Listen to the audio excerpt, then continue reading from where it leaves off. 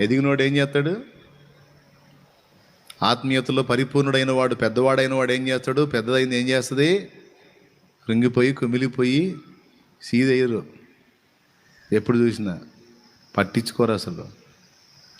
ఎవరన్నా అడిగితే ఎలా తట్టుకుంటున్నావు ఈ బాధలని అడిగితే, ఇవన్నీ ఎందుకు వస్తున్నాయో నాకు తెలుసు,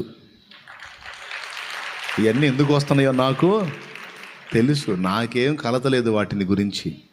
ఎందుకంటే నన్ను పిలిచినవాడు నమ్మదగినవాడు,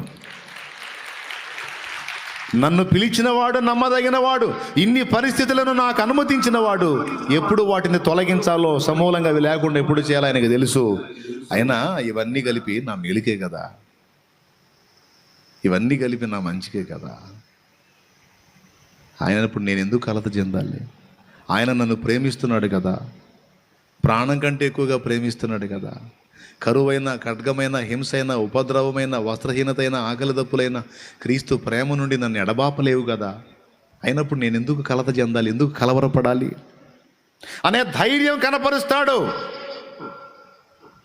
అలాంటి విశ్వాస్యతను వ్యక్తపరుస్తాడు.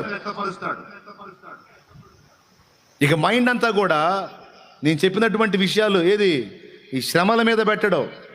అవన్నీ వస్తాయి, నడుస్తాయి, వచ్చేనాడు అవుతాయి, పోయేనాడు అయ్యే పోతాయి, దేవుడే తీసేస్తాడు.